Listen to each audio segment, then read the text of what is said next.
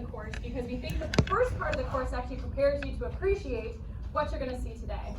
And I think as a biologist, it can be very hard to intuitively understand the amount of time we're going to talk about today, which is pretty much the first 3.5 billion years of Earth's history. I think geologists and astronomers both are more fluent in thinking about things on that scale because that's the data they deal with every day. It was big, like log powers of things. Especially if your background is in molecular biology. These are not the papers you read, and this is not the things you think about, but hopefully we'll convince you today that your background in molecular biology and even chemistry will help you appreciate some of these major transitions that happened over the evolution of life on Earth. So if we had more time, or sometimes in labs, what a fun exercise to do to help intuit how much time we're talking about is to like use toothpicks as some kind of unit of time and try to line them up to figure out how big is a billion, because a billion is really, really big. Instead today, we're going to watch a little bit of a movie. It's about 3.5 minutes, and what it tries to do is take the history of life on Earth and put it into a geographical scale where you're going from Los Angeles to New York City, and it puts some of the major events on there so you can get a sense for what is the amount of time in between different things we're talking about today. And it's supposed to feel a little bit uncomfortable. So prepare yourselves as you sort of wait and spend time trying to figure out where events occur in this sort of spatial transformation of actual time. Are you ready? Ready.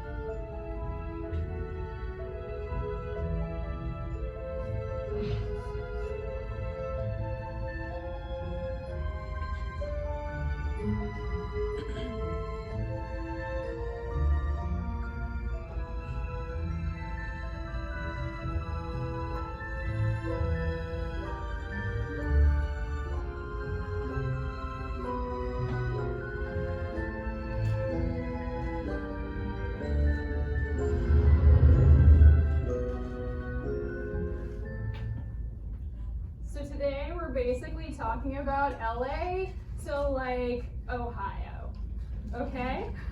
And hopefully that sets the tone as we skip around time and talk about very big time periods between different events.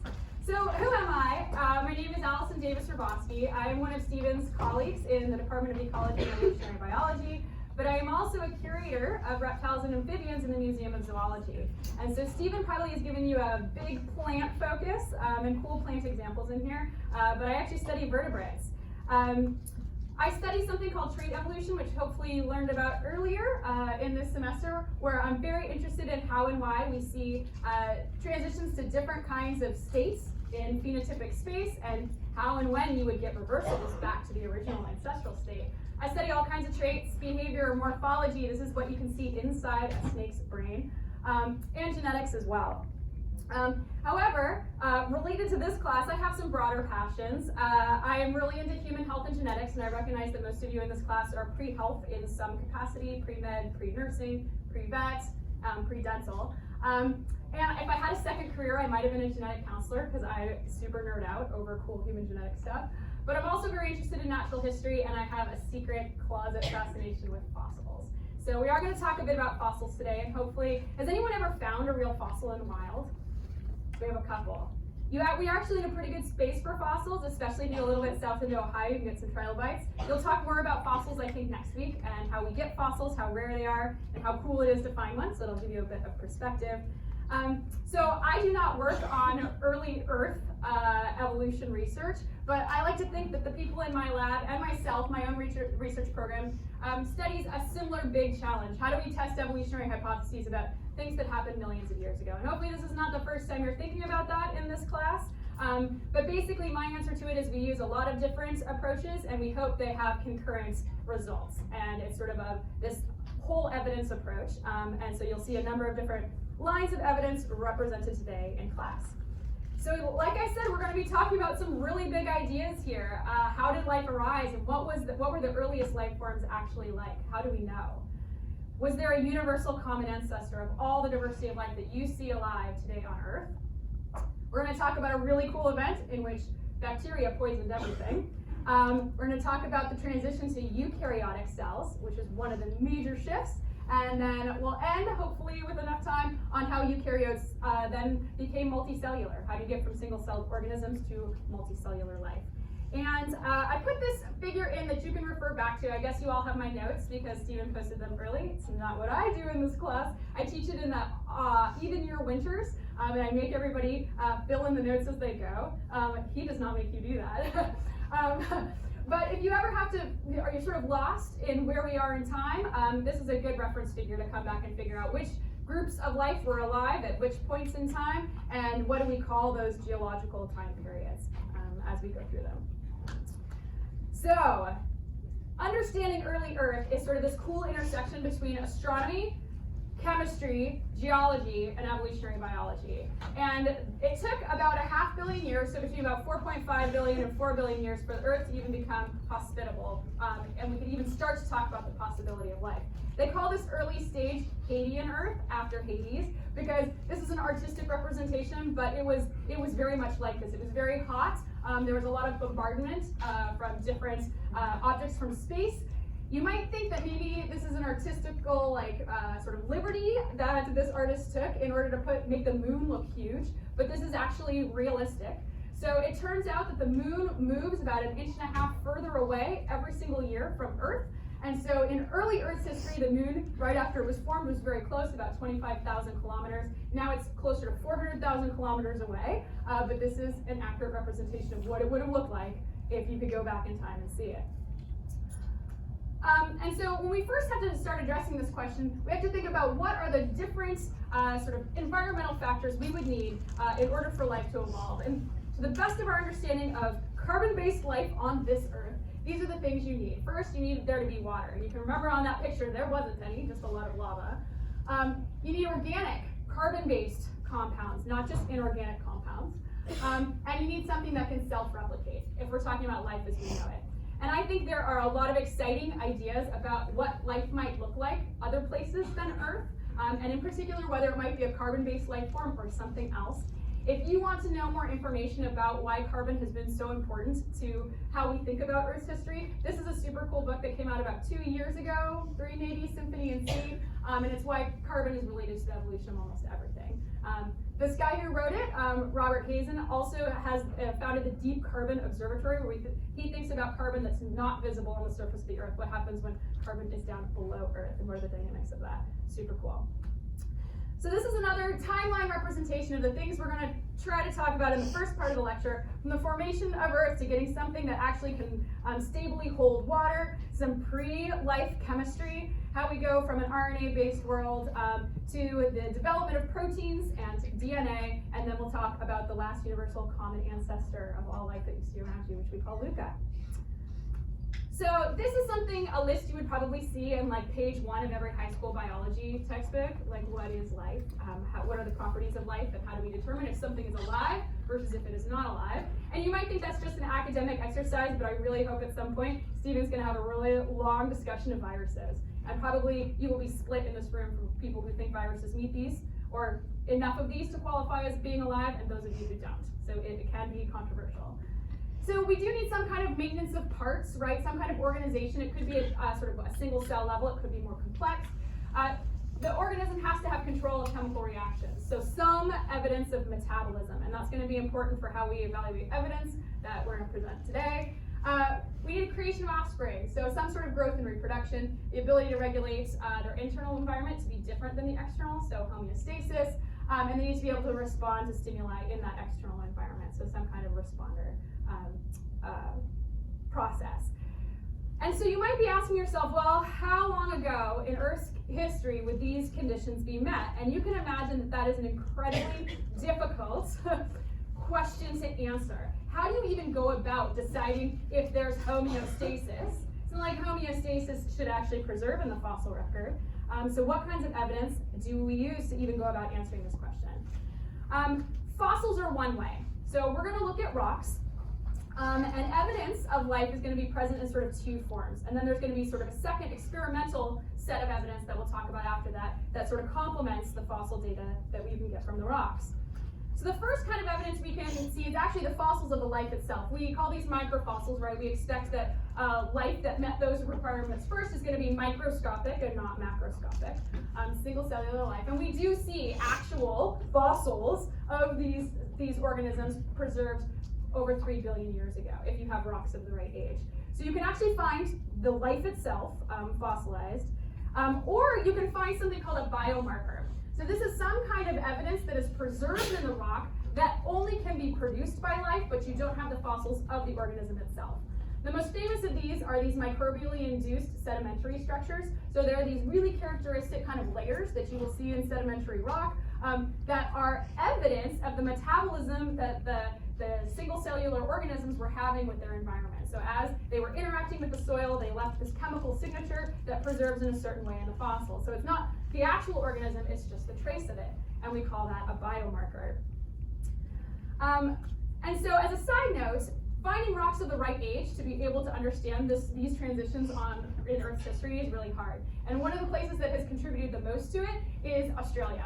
So if you've ever been to Australia or flown over it, it's a really strange place for those of us coming from North America. It is incredibly flat, old, desert, really arid, and red. It doesn't matter, rocks, sand, everything is incredibly iron rich. And if you go and work there, you come home and all your clothes are kind of stained with rust. And that's going to be important in just a second. It has outstanding importance in these early life studies, and there's a whole bunch of places where people have found fossils that we're going to talk about today. I will talk about Hamlin Pool in Shark Bay, the Pilbara region here, which is where this picture was taken, very iron-rich rocks. This is a little lizard that's sitting on top of the rocks. And Murchison. Next week, you will talk about Ediacara, which are these cool hills where this guy named Roy Sprigg sat down to eat his lunch while he was doing a mining survey and found the earliest animals fossilized in the rock next to him, the Ediacaran blob fauna, which you're going to learn about next week. Super cool. But this is a map, so when I throw out these names, you can refer them back to a real place. And it's one of the places that I do fieldwork, so I'm really passionate about it. All right, so studying early life. We try to do it without fossils too. That's one way, right? Go find the rocks, dig, see if you can find evidence of life. But you can also do it experimentally. And the way that people set up these experiments is they start from where they think Earth was hospitable to the life that would meet the conditions, determine what features are required for life, which we just did, and then investigate how they could have arisen. So can you simulate or create an experiment that replicates the conditions of early Earth's history and actually get life to evolve? And after you do that, you can sort of compare modern organisms and try to say, is it similar to what we see anywhere in nature? What are those current organisms like? And is there any way that we could sort of interpolate the reconstruction of what happened in the past? And I will say that these approaches complement each other. There's no one right sort of nail in the coffin, right, that says this is exactly how it worked. It's more that when all of these lines of evidence agree, we think that's a pretty plausible mechanism for how we would generate life. And so I would also say that it's all very challenging. But if you're one of the people sitting in the audience who's maybe considering research as a future, and you love your chemistry classes just as much as you love your biology classes, I think these kinds of experiments about early life and how you make life in a test tube is pretty amazing. And if I were going to go back and redo a PhD, this would be something that would be really cool.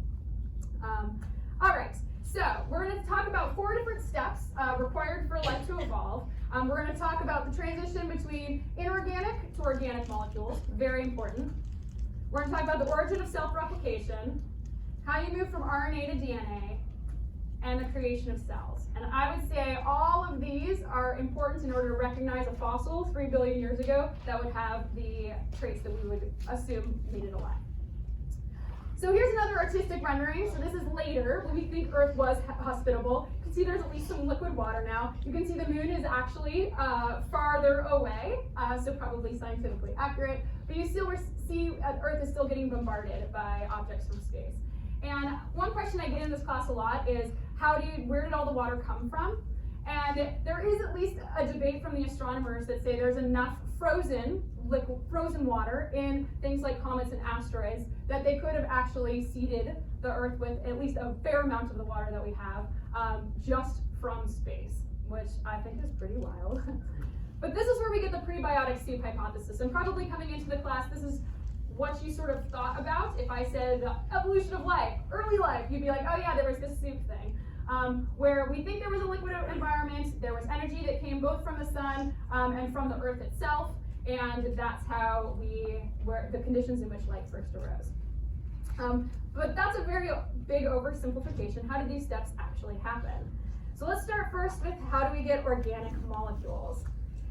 And so there have been a number of labs that have worked on this, I'd say, since the 1950s. And experiments have shown that you can get the molecules that we're looking for, organic, complex molecules, from simple inorganic compounds.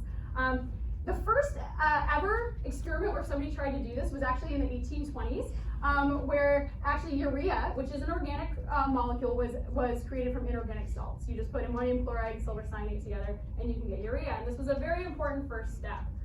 And it was a long time ago, pre-Darwin, right, where people were thinking about how do you get from one class of molecules to another. Probably the most famous after that is this Miller-Urey experiment that was done at the University of Chicago, where I just love this is an actual picture of what their experiment looked like, and I love it in its simplicity. So they tried to simulate what the interface would have looked like between the ocean and the atmosphere. And what could they get to form in this sort of microcosm with those environments that was very simple in structure. So all they did is put some methane, some ammonia, and some hydrogen in with some boiling water, and then they simulated lightning with these little spark discharges.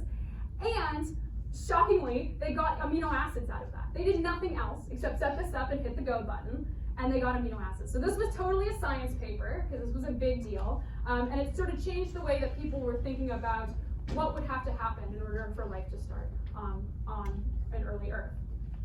One of the most important things that came out of experiments like that one and others is the importance of reducing environments. So remember that reduction, we're going back to your chemistry now, is the gain of electrons or a decrease in the oxidation state, okay? And those environments are super important in the sort of setup of these kinds of environments and how these molecules will form. We have some cool reducing environments available to study on Earth today. One of the most important are these deep sea hydrothermal vents. where they actually could see these same sorts of reactions happening deep under the surface of the ocean, which is pretty cool, and we'll talk a little bit about them again. Also, though, this is a meteorite that landed in Murchison, Australia. This is just part of it. It is about 4.6 billion years old, and from inside of it, they can get amino acids. So there is some debate about how many amino acids were sort of produced in situ on Earth and how many might have been seeded from other places. I'll also say this was probably a low input kind of mechanism for getting amino acids on Earth. But what I do think it gives us examples of is that making amino acids is not very hard chemically. It probably happens lots of places, and you shouldn't think of Earth as the only place where such compounds can be synthesized, which is really cool. There are some remaining challenges that have come after these cool prebiotic experiments. So some compounds have never been produced. Amino acids, easy. Nucleotides, not easy. So some things we do see involved with life on Earth, we can't produce from these simple kinds of experiments. And no matter how much you run the Miller-Urey experiment, you're still only going to get a little bit out. So it's certainly not enough to, as we think of it, to sustain life globally. So there are some other possibilities that people propose to explain this. One is the importance of these metal sulfides. These are compounds that are common at these deep sea hydrothermal vents, and they were probably common in early Earth environments, and that maybe more of the experiments should incorporate them because they are very reactive and could provide more energy to at least speed up these processes. You would get more quantities produced if all the reactions went faster. Does that make sense? It could also allow for some buffering, some environmental protection for the reactions, so they could at least be produced more stably. So it's not like, oh, you get one reaction and then you have to wait a long time for the next one. And it is true that these bacteria that we see in these hydrothermal environments use hydrogen sulfide to produce organic material. So this sort of chemosynthesis actually does happen. And they can be cool comparisons to what we think early life was like. Self-replication.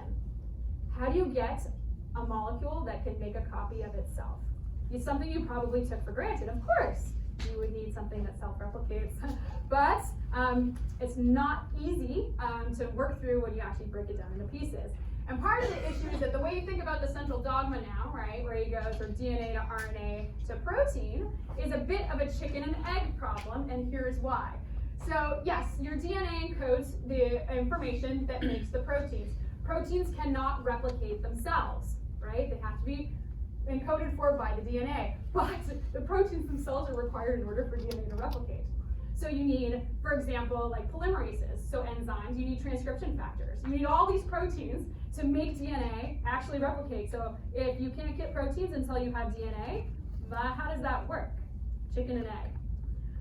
Francis Crick was the one who proposed the first solution, that maybe RNA could serve both roles, right? So if we've got our proteins that are the enzyme catalysts, and you have your DNA that's the encoding the information, maybe RNA, right, the one that's sort of in the middle, could do both jobs. It could be the information carrier and it could be the catalyst.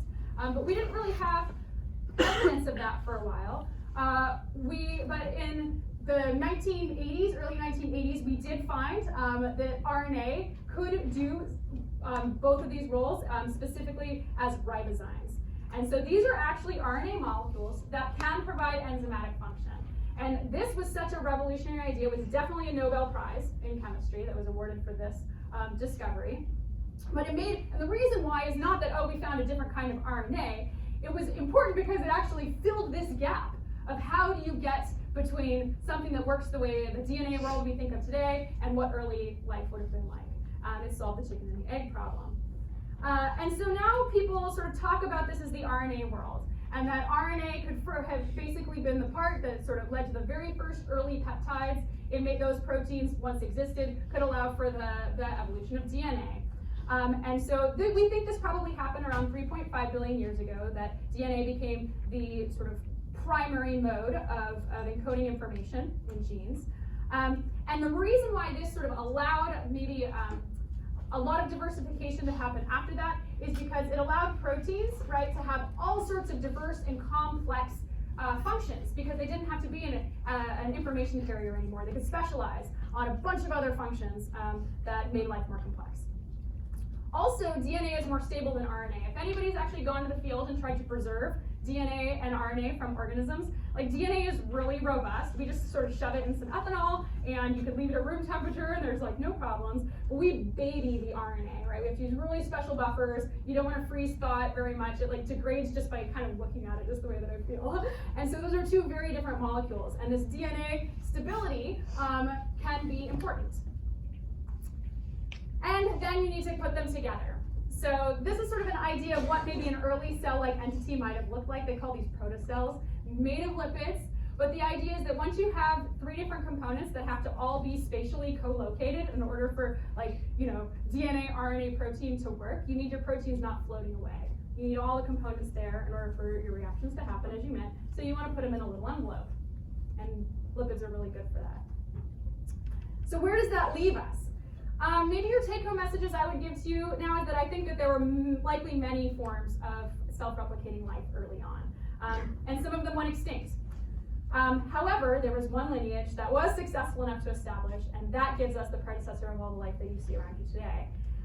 If I had to sort of say which sort of characteristics I think that last common ancestor had, it was probably a single cell. It probably used DNA, had metabolism, all these other characteristics that we think are important in order to call something alive versus not alive.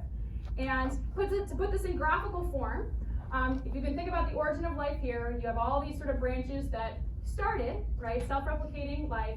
These X's mean they went extinct, but there is one node in our phylogeny that is the last common ancestor of bacteria, your archaeans, and your eukaryotes, and we call that LUCA, the last universal common ancestor.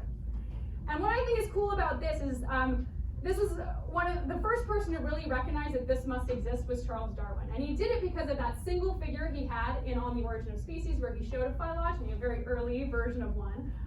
But he could sort of back calculate from that and say that he would therefore infer that there was all organic beings which have ever lived are descended from one node. And that's pretty profound. So what more can we say about LUCA? What did this probably look like? What I've described here, you might be saying, generally looks like a prokaryote, right? So this is another classic figure you will see in your high school biology textbooks. All of you should be able to look at this and be like, yes, I see a prokaryote on this side and a eukaryote on this side. Remember that prokaryotes have no nucleus and they have no organelles. Meanwhile, your eukaryotic cells do have both of those things. And so we're basically describing as this sort of first single cell life as being a prokaryote. That makes sense. So why is this compartmentalization helpful? So I gave you the one, right? If your functions are delegated to different kinds of molecules, you need them all in one place, you need to contain them somehow. But I'm also going to give you a second reason, and that's that once you have any kind of self-replicating system, you can get parasites that will come in and steal the components in order to replicate themselves instead of making them de novo. So they're going to be co-opted, and so these cellular membranes can also be a barrier to keep things out of the organism itself. From then, all right, so now we have a cell, it's functioning. How do we get growth and reproduction? Lots of people think of this as just a simple physics problem. As soon as you get replication of your genomic material, then your cell will get bigger and bigger and bigger. And in terms of physics, a larger structure, especially if it starts to grow asymmetrically, is unstable. And you get these forces that'll just sort of bud off into smaller pieces or pearl and shear into new cells. And at least some of those membranes are going to contain the genomic replicated material in there, and that is how we think you get daughter cells reproducing. So what is the very simplest prokaryote that we can imagine? People have approached this problem by thinking about minimal gene sets. And so this is literally the hypothetical number of genes we think is necessary to make a cell and allow it to do the metabolic functions that we think are important for cells. So a bunch of people got together and said, here are some functions we think are important: metabolism, other cellular functions, replication, RNA metabolism, translation. How many genes do you need to do all the functions that are required for successful translation, and what percentage would that be of the overall number of genes we would have? This sort of hypothetical one is about 206 genes. If you go out and compare it to a bunch of the simplest prokaryotes we can find, it's pretty close. There's maybe a little more cellular function that they either simple prokaryotes have duplicate ways of producing something, or maybe something more complex than we hadn't sort of hypothesized, but it's pretty close. So that's what you need, a pretty simple genome, 200 genes. And so you might be saying, or you've got a lot of phylogenetics in this class, can't we just sequence a bunch of stuff and then reconstruct their relationships phylogenetically and reconstruct LUCA that way? And the answer to that is that there's a problem of horizontal gene transfer. So like this is what we would like wish to have, each of our single cell organisms like have DNA that's only from their lineage. There's a ton of mixing of genomic material. And that, you might have learned, makes your phylogenetic inference challenging because you don't actually have a singular trajectory of evolution of an evolutionarily conserved lineage. What you get is a big network mess where things are swapping genes all over, and you get this web down here of these primitive cell types, and it makes it hard to reconstruct what LUCA look like that way. But people do try, for sure, and especially to try to use molecular clocks to date from the molecular evidence how long ago would LUCA have existed. So people try, it's just really hard. And then there were 2 billion years of prokaryote dominance. So that's what Earth looked like. And for a big chunk of that, everything was anaerobic. So there was no oxidative photosynthesis. Basically, things were dominated by purple and green sulfur-reducing bacteria, which means that everything smelled like rotten eggs, if you could go back in time and experience it. And it was very different than the environment that you think about today. But then something very transformative happened, which is this lineage of bacteria called cyanobacteria figured out how to do oxidative photosynthesis. And so they used light and carbon dioxide and water to produce their energy, and also oxygen as a waste product instead of hydrogen sulfide as a waste product. And you might be thinking, great, we love oxygen, it makes everything work as we think of life today. But oxygen is actually incredibly toxic, and it flooded the earth and it changed everything. These are some fossil cyanobacteria, again from Australia, and you can see they look reasonably similar to cyanobacteria that you can find alive today. And they changed the whole course of evolution. One way we know that they existed and that they were incredibly successful is that they formed these giant microbial mats that we call stromatolites. This is a living set of stromatolites that you can go see in Shark Bay and Hamelin Pool in Australia. This is a World Heritage Site. There's a cool boardwalk you can walk out on and actually reach down and touch them. And these are living cyanobacterial mats. But if you go just a few hundred kilometers inland to the Pilbara, you can find fossils that look exactly the same, except that they're 2 billion years old. And so we use that as evidence, right, that there were cyanobacteria and they proliferated incredibly once they had this transformative evolutionary transition where they could actually do photosynthesis. Because of the enormous scale and scope of these cyanobacteria mats, they changed the whole chemistry of the Earth. So we call this the Great Oxygen Crisis, where oxygen poisoned everything. And so in the beginning, while sort of cyanobacteria were ramping up, actually, first thing that happened is everything rusted. And the oceans had a pretty clear record of this, but basically instead of being blue as you think of them today, they were actually this reddish orange because they were all completely rusted out. But eventually they sort of saturated out, and then after that, all the oxygen got pushed into the atmosphere and poisoned everything else. We have a record of this here in Michigan. These are really cool rocks that formed during the same time. These are banded iron formations, and you can see all the rust layers as the chemistry would sort of oscillate back and forth on this sort of transition between being too much oxygen and not quite and more. You can see one of these. If you all want to hang out after class, I will walk a group over if you want to go see the banded iron formation. That's right in front of the North University building. It's like this big. But that is literally one of the records of this great oxygen crisis that happened 2 billion years ago. So oxygen is toxic, and so actually even you would die if you didn't have antioxidants in your cells. Oxygen is incredibly reactive and will wreak havoc if not kept in check. But you all learned in chemistry that oxygen-based metabolism, or aerobic metabolism, is a lot more efficient than anaerobic metabolism, and that's where we really seem to see life on Earth change dramatically. But of course, all this oxygen in the environment did have more effect than just rusting out the ocean. Once it got pushed into the atmosphere, It basically changed out we had methane as a dominant gas in the oxygen. It's more potent than CO2, but oxidative photosynthesis will remove methane and give you water. So Earth actually froze solid for about 300 to 400 million years. We call this snowball Earth, and I know you're all thinking that this did not actually happen, but go ahead and Google it. You can read the whole Wikipedia article on snowball Earth. There were weird positive feedback loops that basically just kept things getting colder and colder and colder, such that they think that the equator was about as cold as Antarctica is today, and it stayed that way for a really long time. So how much photosynthesis do you think was happening during snowball Earth? Not a lot, right? It pretty much stopped. And we had runaway cooling. And there's a lot of argument about, what happened next? Did this was there a mass extinction event of all the prokaryotes, a bunch of them, because they couldn't survive without, under these kinds of conditions, and it opened up maybe ecological opportunity? Or were the prokaryotes so desperate for resources, they did something they hadn't done before? And this is where we're going to get to the origin of eukaryotes.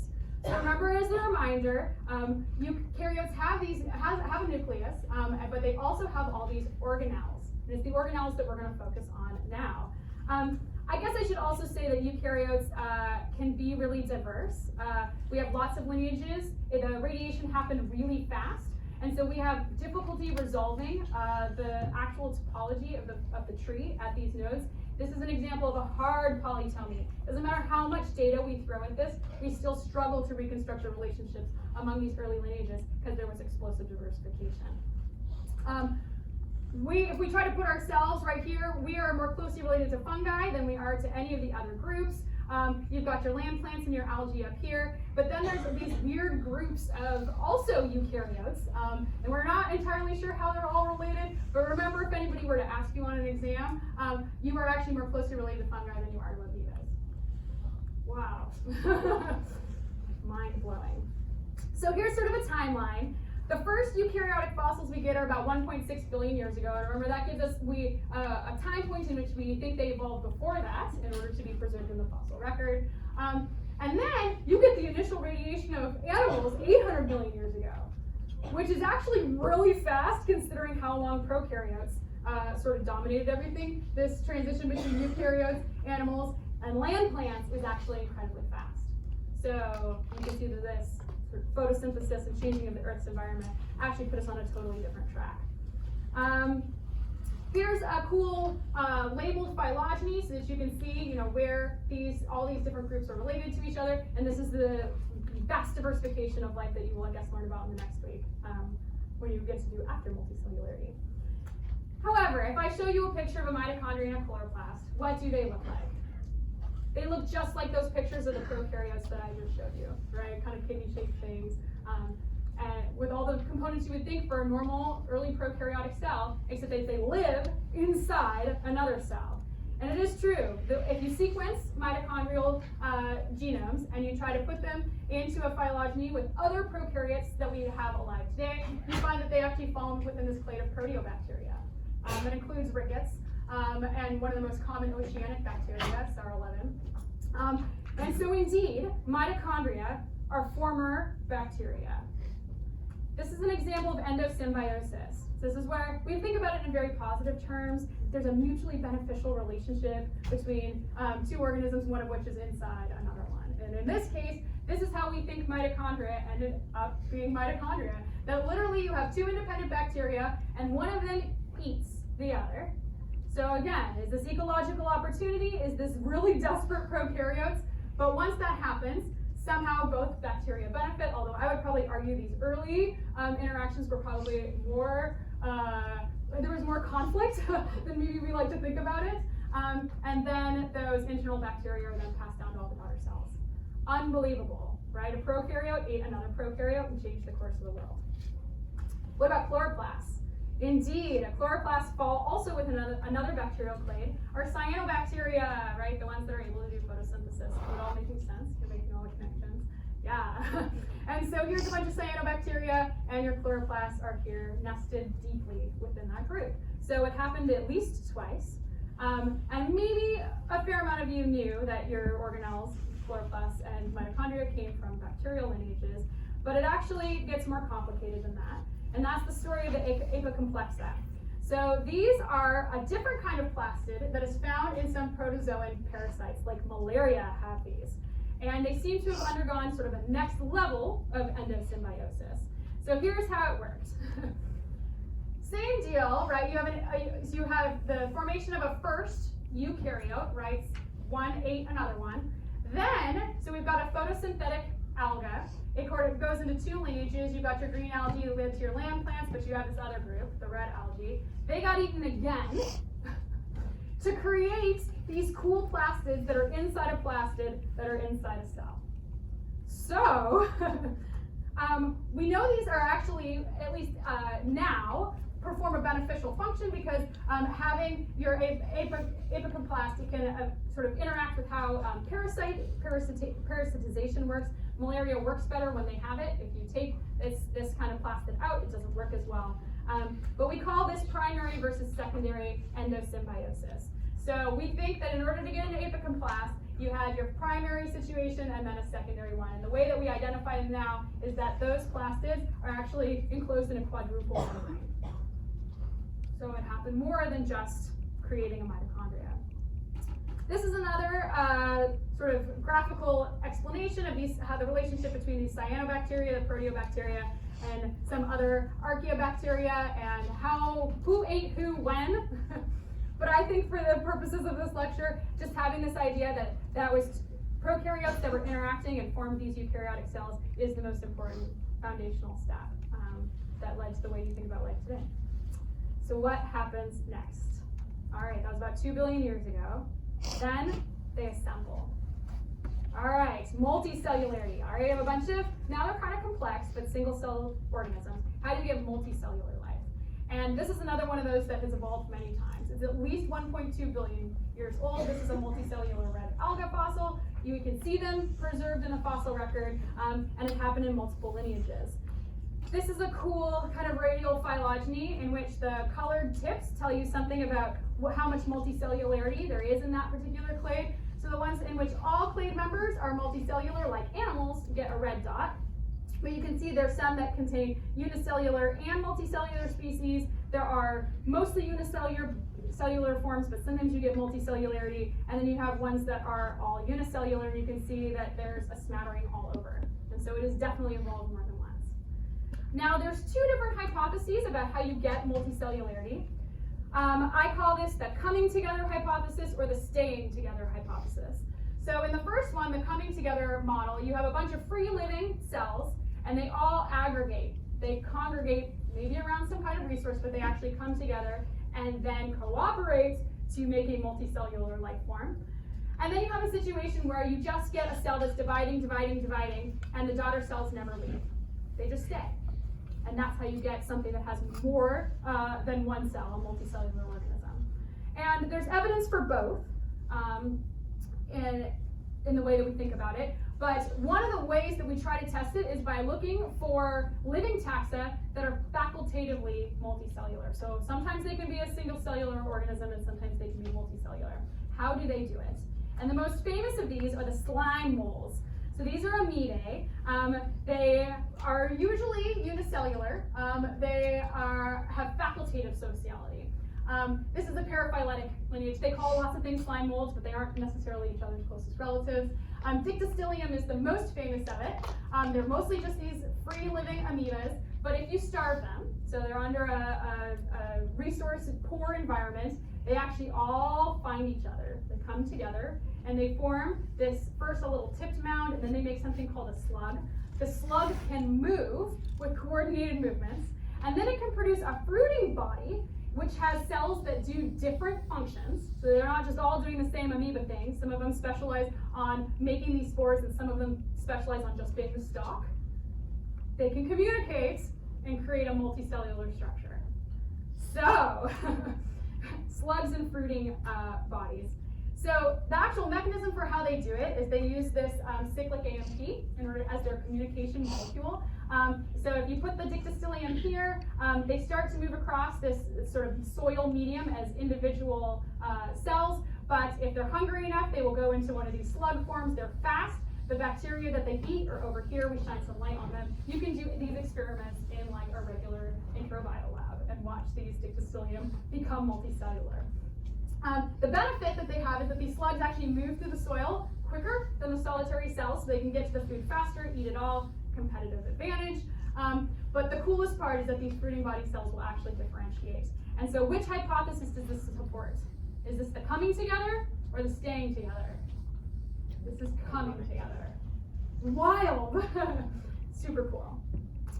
So we think there are lots of benefits to being multicellular. Part of it is increased size, right? You can respond to environmental cues, you can disperse further, you can be more protected from predation so because you're a bigger organism.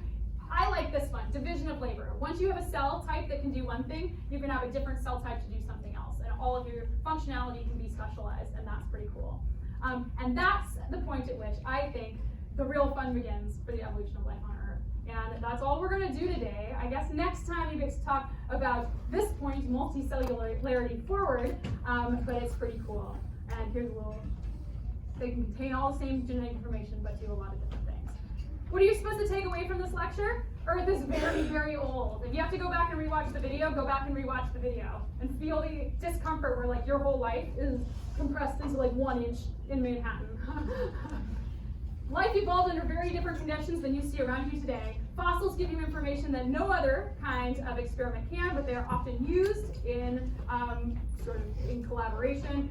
Be able to answer these ideas about how do scientists even approach this question, what are some of the benefits. If you liked this lecture, or you want to hear more about reptiles and amphibians, I am teaching EEB 450 in winter. You should think about enrolling. It will fulfill your biodiversity requirements. It basically only requires 171 as a prerequisite, but you'll do way better because you can read phylogeny than the students who are in it. When I teach this class, I give students a focus question so they can self-gauge whether they got what they wanted to get, what I expected you to get out of the lecture. See if you can answer this one. You probably came in here today having one perspective on bacteria. I would argue that bacteria changed the world twice. Can you talk about 2 major events that we covered here in which life is totally different because of bacteria? And that is it. If anybody wants to come over and see the banded fire formation, I'll show you where it is.